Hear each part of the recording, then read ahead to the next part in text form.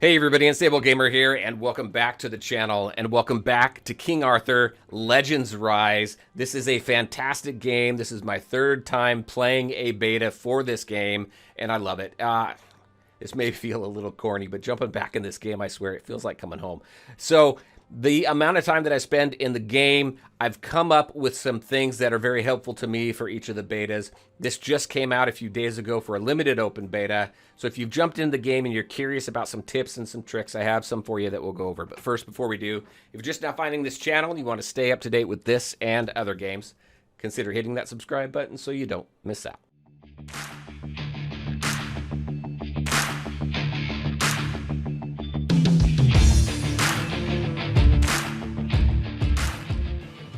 All right, and welcome back. Did I really say coming home? A little corny, but hey, it's true. I love this game. I've had a great time with it. So here's some tricks that I have for you, some tips and some tricks. First off, Arthur. Arthur is going to be required in campaign as you continue to move through it, so you definitely want to make sure to invest in him early and often. So max him out as quickly as you can. He's got a great kit. He does well for your team, and he's gonna help you finish the campaign. So definitely invest in him and don't worry about that. Next is going to be the store. In these kinds of games, there's always the question of what's available in the store, what's the best use of gems. So let's go ahead and take a look at that. First, under special deals. Now, speaking strictly from a free-to-play perspective, go to special deals, go to your weekly products, and make sure to grab this weekly pack every single week. It's going to give you some gems. It's going to give you some gold. A little, but you know, every little bit helps. Same with basic products. Go to basic, and then make sure to grab your gems here, and then grab your daily summon pack here as well. It's 140 gems for 2 summons. Definitely worth it. Make sure you do that.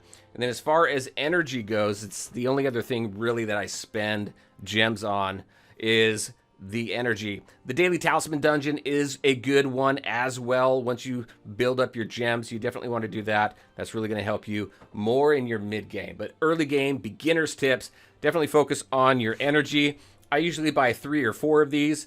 I'm on charge 5 right now at 120. I bought quite a bit of this the other day, and it goes up quite a ways, up to charge 8. I'm sure it goes beyond. I just didn't want to spend all my gems. But a good use of gems is to get your energy, especially since our energy cap is so low. You know, that really kind of fills up pretty quick.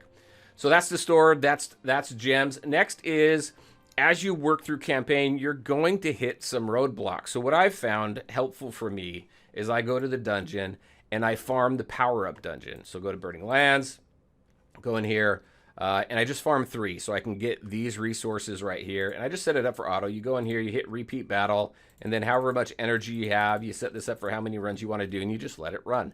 I will always check this and when defeated in battle because I don't want to waste stamina. If I set it up for 20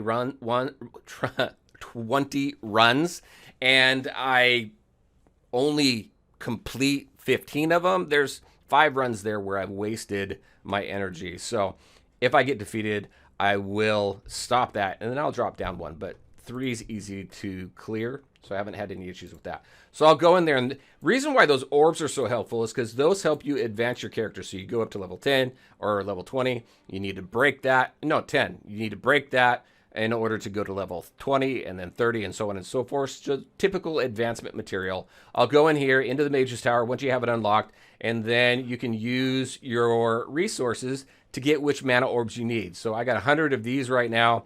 I got 426 of these, so 5 of these will give me 1 of the uncommon, but I can use my greens and blues, get what I need here, and I can quickly get my team up to at least a 4-star very quickly doing it this way and farming that dungeon. Not to mention you get resources to level up, not just advance, but to level up as well. So you're going to continue to build up your team. So that's worked very well for me and has helped me get through all my betas, actually, the first 2 betas, and I continue to use that practice here. Next is your adventure maps. So there's a lot of different areas in this game to collect rewards. You definitely want to 100% your adventure maps.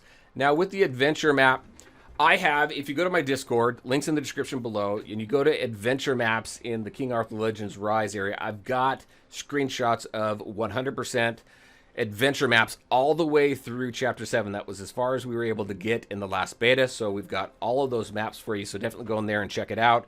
But also, there's another way, so if you don't have Discord or you don't like Discord, so you can click down here, click open this, go to your collection list, and whatever you don't have, you can click on it and you can look at view hint. Now, sometimes there's been at least 1 or 2 instances where the hints have been wrong. So just a heads up there. Use the adventure maps in Discord if you need to make sure that it is accurate. But this is pretty cool that they added this feature in here. Also, when you take a look at it, when you take a look at the description, it tells you in the description as well, right? Somewhere by the lake. Okay, it also tells you right here, somewhere by the lake. So that's another way that you can do it too. But make sure that you do it because there's a lot of great rewards that you get as you're working through adventure mode. You get summons, you get gems, you get, look at this, rare hero summons, you'll get legendary hero summons. You definitely want to make sure that you 100% your adventure maps. I will always go through and 100% them before I go to the next chapter, just because it's going to give me so many more resources and rewards, summons, things like that. So definitely make sure to do that. Also, get into a clan. Next is to get into a clan. You get a lot of different rewards in here. So under clan member here, as everybody contributes, you get these rewards down here. Clan rage, you get great rewards as well, all these gems. So you definitely want to do that. And then you've got some clan missions in there. So definitely join a clan as quickly and early as you can, so that you can start bringing in a lot of these resources. Because this just adds to how many gems you're collecting, how many summons you're able to do. Definitely want to make sure to do that. And clans are fun anyway. All right, next, optimize battle mode. Optimize battle mode. All right, let's go jump into this really quick. Now, in auto battle, so like I was saying, when you go into and farm a dungeon and you're just going to let it run, you want to make sure that you have your skills set up in a good order, right? So we're just going to jump into this really quick. You can set up which abilities get launched and which don't.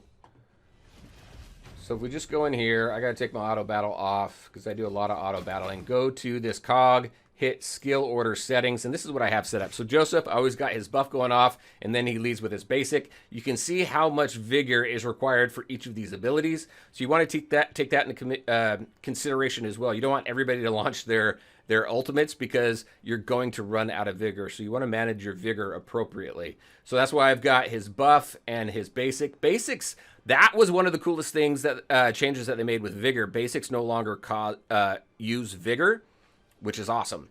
So this is how I have it set up. I don't have anything set up for these abilities here, so those won't go off. And then obviously I have his third ability going off because it's got a stun, a potential to stun, which is great. And then obviously his basic, and that works pretty well for me. So just wanted to show that. Let's go ahead and get out of this battle.